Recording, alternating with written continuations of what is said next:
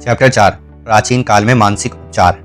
युगों युगों से हर महाद्वीप, परिवेश और संस्कृति के लोग जानते थे कि कहीं ना कहीं पर एक उपचारक शक्ति है जो व्यक्ति की शारीरिक क्षमताओं को दोबारा लौटा सकती है और बीमारी ठीक कर सकती है। वे मानते थे कि यह रहस्यमय शक्ति कुछ विशेष स्थितियों में जागृत की जा सकती है और इसे सही तरीके से जागृत करने पर मानवीय कष्ट कम हो जाता है। सभी देशों का इतिहास इस विश्वास की पुष्टि करता है।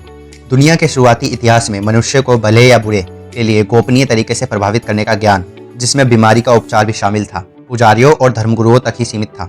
यह दावा किया जाता था कि ईश्वर ने उन्हें कुछ विशेष शक्तियां दी हैं जिनमें उपचारक शक्ति भी शामिल थी। उपचार के तरीके और कर्मकांड दुनिया पर अलग अलग थे, लेकिन आमतौर पर उनमें ईश्वर की आराधना और चढ़ावा शामिल होता था।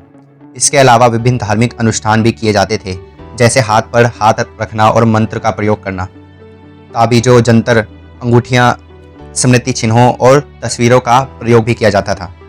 उदाहरण के लिए प्राचीन मंदिरों में पुजारी रोगियों को नशीले पदार्थ खिलाते थे और उनके मूर्छित हो जाने पर सम्मोहन के सुझाव देते थे। मरीजों को आश्वासन दिया जाता था कि उन्हें नींद में ईश्वर दिखेगा और उनका उपचार हो जाएगा। इस तरह बहुत से रोगी स्वस्थ भी हो गए। टिकेट के भक्तों से कहा गया कि वे राल, लोबान और गंधरस को छिपकलियों के साथ मिलाकर दूज के चांद की रोशनी में खुली हवा में कूटे। इस अजीब और रहस्यमयी रस्म के बाद वे देवी की प्रार्थना करते थे, अपना बनाया हुआ काढ़ा पीते थे और सो जाते थे। अगर उनकी आस्था दृढ़ होती थी तो उन्हें सपने में देवी नजर आती थी। हालांकि ये अनुष्ठान हमें अजीब, संभवतः अति कल्पनाशील भी लगे, लेकिन इसके बावजूद इससे अक्सर रोग ठीक हो जाते थे। प्राचीन समय के लोगों ने अवचेतन मन की अविश्वसनीय शक्ति के दोहन के कई कारगर तरीके खोज लिए थे जिनसे वे उपचार करते थे। हालांकि वे जानते थे कि ये तरीके कारगर थे, लेकिन वे ये नहीं जानते थे कि वे कैसे या क्यों कारगर थे। आज हम देख सकते हैं कि वे अवचेतन मन के शाश्वत सुझाव देकर उपचार कर रहे हैं। धार्मिक अनुष्ठान और काढ़े तथा तावीज लोगों की कल्पना पर गहरा असर डालते थे। इनके कारण उनका अवचेतन मन उपचारक के प्रबल सुझावों को आसानी से स्वीकार कर लेता था। बहरहाल उपचार का काम मरीज का अवचेतन मन ही करता है। सभी युगों में ऐसा हुआ है कि जहां अधिकृत उपचारक असफल हो गए और मरीजों ने उम्मीद छोड़ दी, वहां अनिधृत उपचार को उल्लेखनीय सफलता मिली। यह सोचने पर मजबूर करता है दुनिया के सभी हिस्सों में इन उपचारकों ने इलाज कैसे किए। इसका जवाब आसान है। ये उपचार इसलिए हुए क्योंकि रोगी के अंधे विश्वास ने उसे अवचेतन मन में निहित उपचारक शक्ति को मुक्त कर दिया। उपचारकों के इलाज और तरीके जितने कल्पनाशील और अजीब होते थे, इस बात की उतनी ही ज़्यादा संभावना होती थी कि रोगी यह यकीन कर ले कि इतनी अजीब चीज निश्चित रूप से असाधारण शक्तिशाली होगी। उत्तेजित भावनात्मक अवस्था के कारण उनके लिए चेतन और अवचेतन मन के स्वास्थ्य के सुझाव को स्वीकार करना आसान हो जाता था। इस विषय पर हम अगले अध्याय में और विस्तार से बात करेंगे। अवचेतन शक्तियों के प्रयोग पर बाइबल के प्रसंग। जिन भी चीजों की आप इच्छा करते हैं, प्रार्थना करते हैं, यह समय पर विश्वास करें कि आपको वह मिल जाएगी और वो आपको मिल जाएगी। इस वाक्य को दोबारा पढ़ें और काल यानी टेंस के फर्क पर गौर करें। विश्वास और मिल रही है वर्तमान काल में है, लेकिन मिल जाएगी भविष्य काल में है। प्रेरित लेखक हमें व्याकरण के इस छोटे से अंतर से बहुत ही महत्वपूर्ण बात बता रहे हैं। अगर हम इस तथ्य को सच मान लेते हैं और स्वीकार कर लेते हैं कि हमारी इच्छा वर्तमान में पूरी हो चुकी है, तो वह भविष्य में अवश्य पूरी होगी। इस तकनीक की सफलता इस विश्वास से निहित है कि विचार या तस्वीर मन में वास्तविकता का रूप ले चुकी है। मस्तिष्क के क्षेत्र में किसी चीज को साकार करने के लिए इसे सचमुच मौजूद मानना पड़ता है। ये गुण शब्द विचार की रचनात्मक शक्ति के प्रयोग द्वारा अवचेतन पर अपनी मनचाही चीज की छाप छोड़ने का संक्षिप्त और विशिष्ट तरीका सुझाते हैं। आपका विचार, योजना या उद्देश्य अपने स्तर पर उतना ही वास्तविक है जितना कि आपका हाथ या हृदय। बाइबल की इस तकनीक का पालन करने पर आप अपने मन में स्थितियों या किसी भी चीज के सारे विचार बिल्कुल खत्म कर देते हैं, जिससे नकारात्मक परिणाम मिल सकता है। आप अपने मन में एक बीज बो रहे हैं जिसे अगर आप जो का तो छोड़ दे तो यह हमेशा के लिए भारी फल में अंकुरित होगा। ईसा मसीह जिस महत्वपूर्ण नींव पर जोर देते थे वह थी आस्था। आप बाइबल में यह बात बार बार पढ़ते हैं, आपकी आस्था के अनुसार आपको दिया जाएगा। अगर आप जमीन में निश्चित प्रकार के बीज बोते हैं तो आप आस्था रखें कि आपको उस चीज का फल मिलेगा जिसका बीज आपने बोया है।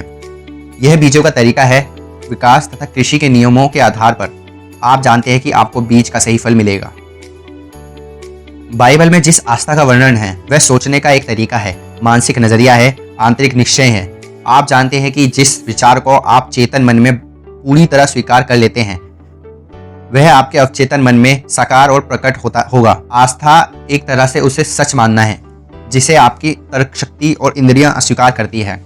यह अपने छोटे तार्किक विश्लेषणात्मक चेतन मन की बात सुनने से इनकार करना है। यह तो अपने अवचेतन मन की आंतरिक शक्ति पर पूरे विश्वास का नजरिया रखना है। यहाँ बाइबल की उपचार तकनीक का एक बहुत मशहूर उदाहरण है। और जब वे घर आए तो उनके पास अंधे आदमी आए और ईसा मसीह ने उनसे पूछा, तुम्हें विश्वास है कि मैं यह करने में सक्षम हूँ? उन्होंने कहा, हाँ प्रभु। फिर उन्होंने उन अंधों की आंखें छूकर कहा, तुम्हारी आस्था के अनुरूप तुम्हें मिले। और उनकी आंखें खुल गई और ईसा मसीह ने उन्हें सख्त हिदायत दी कि यह बात किसी को पता नहीं चलनी चाहिए।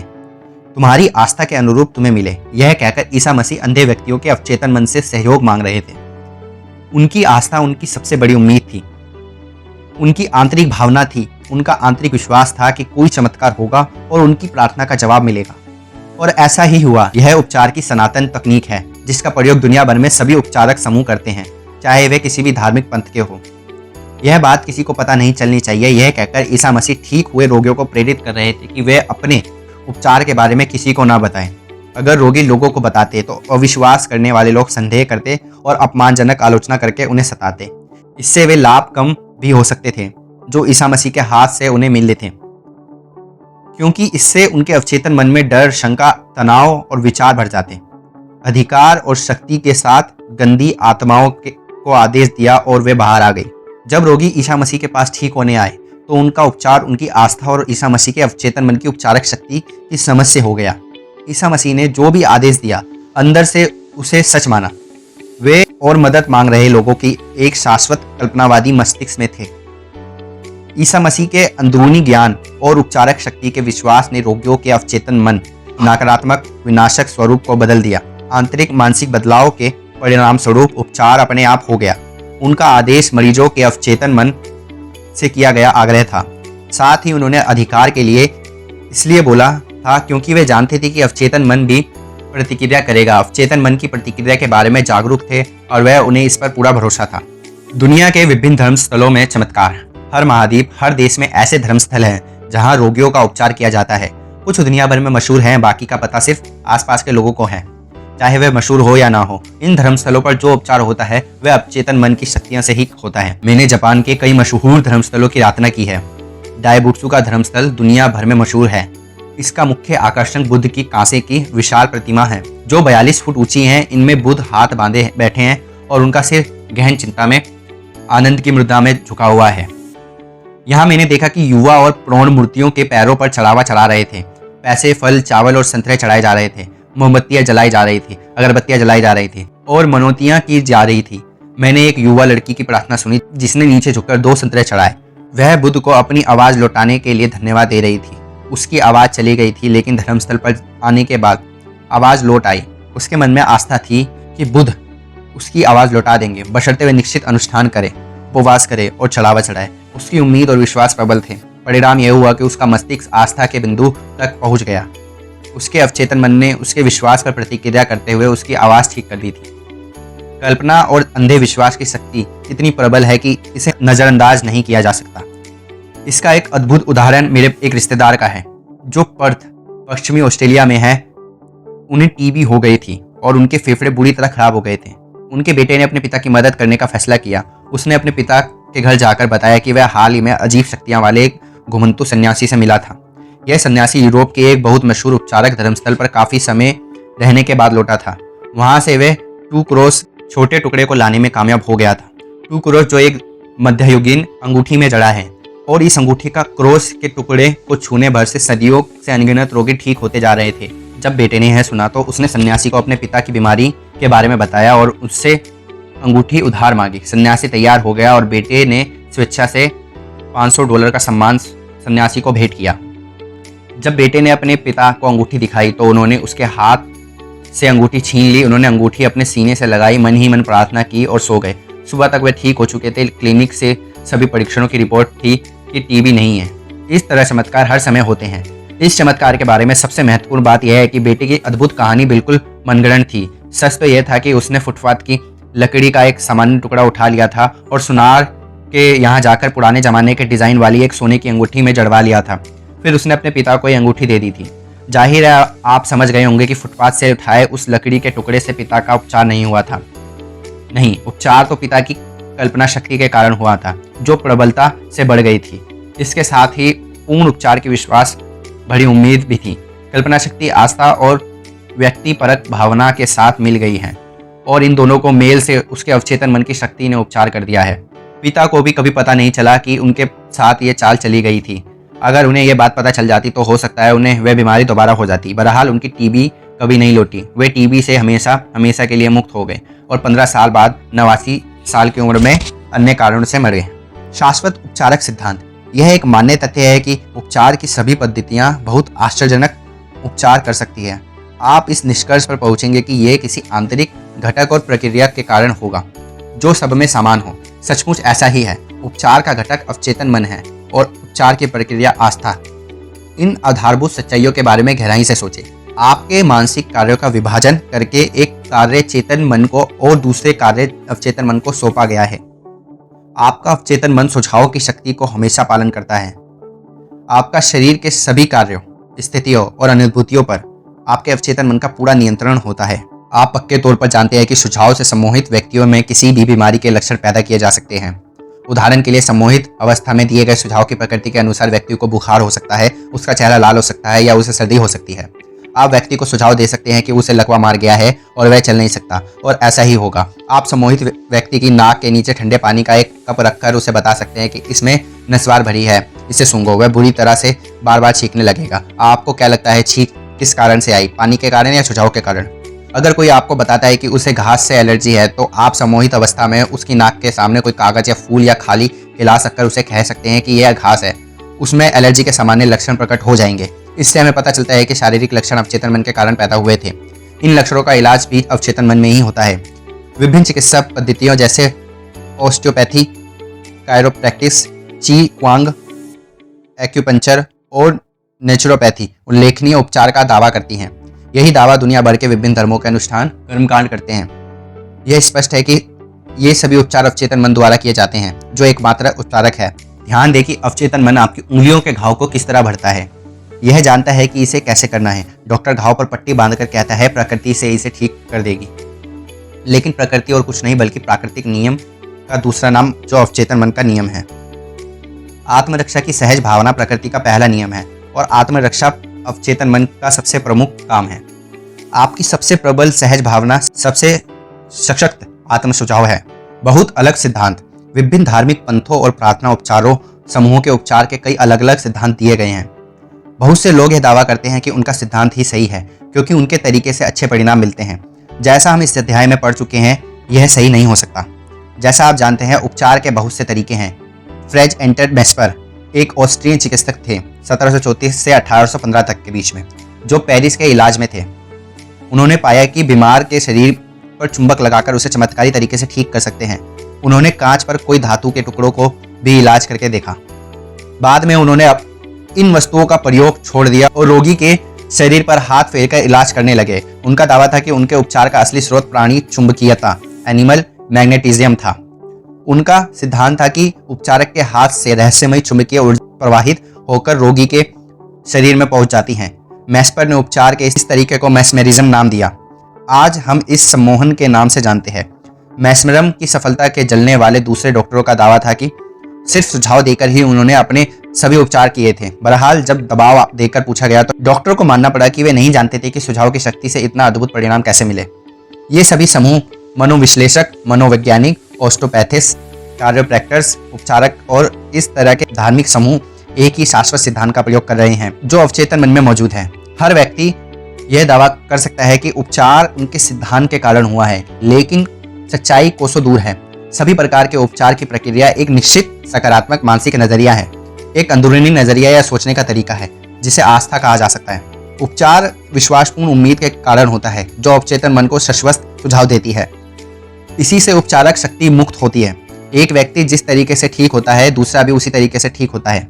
हाँ, यह हो सकता है कि दोनों के सिद्धांत या तरीके भिन्न हों, लेकिन उपचार की प्रक्रिया एक ही और विश्वास है।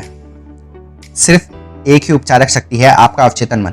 आप अपना मनपसंद सिद्धांत, विश्वास और तरीका चुन ले। आप विश्वास रखें। अगर आपका विश्वास है तो आपको परिणाम अवश्य मिलेंगे। पैरासेल्स के विचार। फिलिप्स पैरासेल्स एक मशहूर स्विस अल्केमिस्ट और चिकित्सक थे। वे अपने जमाने के मशहूर उपचारक थे। उन्होंने एक बात कही थी जो आज वैज्ञानिक रूप से प्रमाणित तथ्य है। आपकी आस्था की वस्तु सच्ची हो या झूठी, आपको परिणाम समान ही मिलेंगे। अगर मैं सेंट पीटर की प्रतिमा पर उतना ही विश्वास करता हूँ जितना कि स्वयं सेंट पीटर में करता हूँ, तो मुझे वही परिणाम मिलेंगे जो मुझे सेंट पीटर से मिलते हैं। यह अंधविश्वास है। बहरहाल आस्था चमत्कार करती है और आस्था सच्ची हो या झूठी, हमेशा वही चमत्कार करेगी। पैरासेल्स के विचारों को 16वीं सदी में इतालवी दार्शनिक पिएत्रो कॉम्पनेजी ने दोहराया। उन्होंने लिखा था, हम आसानी से उन अद्भुत परिस्थितियों की कल्पना कर सकते हैं जो आत्मविश्वास और कल्पना से उत्पन्न हो सकती है, खासकर जब ये दोनों ही चीजें रोगी और उसे प्रभावित करने वाले के बीच प्रवाहित हो। निश्चित स्मृति चिन्हों के प्रभाव से होने वाले उपचार उनकी कल्पना और आत्मविश्वास के प्रभाव है। निम्न हकीम और दार्शनिक जानते हैं कि अगर किसी संत की अस्थियों की जगह किसी सामान्य इंसान की अस्थियों को रख दिया जाए, तब भी बीमारों को उतने ही लाभकारी परिणाम मिलेंगे, बशर्ते उन्हें यह यकीन हो कि ये सच्चे स्मृति चिन्ह हैं। जरा सोचे कि इसका क्या मतलब है। अगर आप संत की आस्था की शक्तियों या किसी चीज के पानी के उपचारक गुणों या मेरे ऑस्ट्रेलिया के रिश्तेदार की तरह लकड़ी के टुकड़े में चमत्कारी परिणामों में यकीन करते हैं, तो आपको परिणाम जरूर मिलेंगे, क्योंकि आपके अवचेतन मन को सुझाव दिया गया है। आखिर उपचार तो अवचेतन मन ही करता है। बर्नहीम के प्रयोग। हिप्पोलाइट बर्नहीम 20वीं सदी के शुरुआत में फ्रांस के नैन्सी में प्रोफेसर ऑफ मेडिसिन थे। वे उन शुरुआती लोगों में थे जिन्होंने ये स्पष्ट किया था चिकित्सा द्वारा रोगी को दिए गए सुझाव अवचेतन मन की शक्ति के कारण परिणाम देते हैं। बर्नहीम ने एक आदमी की कहानी बताई जिसकी जीभ को लकवा मार गया था। हर तरह का इलाज किया लेकिन कोई फायदा नहीं हुआ। फिर एक दिन उस आदमी को एक डॉक्टर ने उसे बताया कि एक नया यंत्र मिला है जो उसकी समस्या को बिल्कुल ठीक कर देगा। इसके बाद डॉक्टर ने उसे मुंह में एक जेबी थर्मामीटर लगा दिया। मरीज को लगा कि यह वही यंत्र है जो उसे ठीक कर देगा। कुछ ही पलों में वह खुशी से चिल्लाने लगा और वह अब फिर से अपनी जीभ घुमा सकता था। बर्नहीम आगे कहते हैं, हमारे प्रकरणों में इसी तरह के कुछ तथ्य मिलेंगे। एक युवती मेरे ऑफिस में आई। 4 हफ्तों से उसकी आवाज़ पूरी तरह चली गई थी। जांच पड़ताल के बाद मैंने अपने विद्यार्थियों को बताया कि कई बार बोलने की क्षमता बिजली के प्रयोग से तत्काल लौट आती है, क्योंकि उससे सुझाव दिया जा सकता है। मैंने अपना इंडक्शन एपरेटस बुलाया। मैंने उसके स्वयंत्र को थोड़ा हिलाया और कहा, अब तुम बोल सकती हो। एक ही पल में मैंने उसे ए बुलवा दिया, फिर बी और फिर मारिया। वह स्पष्टता से बोलती रही। उसकी आवाज़ दोबारा लौट आई। यह बर्नहीम आस्था की शक्ति और रोगी की आशा के बारे में बता रहे हैं, जिसने अवचेतन मन को सशक्त सुझाव दिया। सुझाव से फोड़े उत्पन्न करना। बर्नहीम बताते हैं कि उन्होंने एक मरीज की पीठ पर डाक टिकट चिपकाकर उससे सुझाव दिया कि उससे फोड़ा हो गया है। इस तरह के प्रदर्शनों की पुष्टि दुनिया के कई हिस्सों में कई डॉक्टरों के प्रयोग और अनुभवों में हुई है। प्रमाणों को देखते हुए शंका की कोई गुंजाइश नहीं है। मौखिक सुझाव देकर रोगियों के शरीर में रचनात्मक परिवर्तन किए जा सकते हैं। खून निकलने का कारण। सुझाव से खून भी निकलवाया जा सकता है। इसे प्रदर्शित करते हुए डॉक्टर एम बुरू ने व्यक्ति पर सम्मोहन करके उसे यह सुझाव दिया, आज दोपहर 4 बजे तुम मेरे ऑफिस में आओगे, इस कुर्सी पर बैठोगे और सीने पर हाथ बांध लोगे। इसके बाद तुम्हारी नाक से खून बहने लगेगा। दोपहर को उस युवक ने ठीक वही किया जैसे उसे सुझाव दिया गया था। जब उसने अपने हाथ बांध लिए तो उसके बाएं नथुने से खून की कुछ बूंदें टपक गई। एक और मौके पर बुरू ने एक रोगी को सम्मोहित करके उसका नाम उसकी बाहें पर एक औजार की भौंतरी नोक से लिख दिया। फिर बुरू ने कहा, आज दोपहर 4 बजे तुम सो जाओगे, मेरी खींची लाइन पर तुम्हारे हाथ से खून निकलेगा जिससे तुम्हारा नाम हाथ पर उभर आएगा। इस दोपहर रोगी पर नजर रखी गई। 4 बजे वह सो गया। उसकी बाएं हाथ पर अक्सर चमकने लगे और कई जगहों पर खून की बूंदें भी दिखने लगी। हालांकि अक्सर धीरे धीरे मिट गए, लेकिन 3 महीने बाद भी वे धुंधले दिख रहे थे।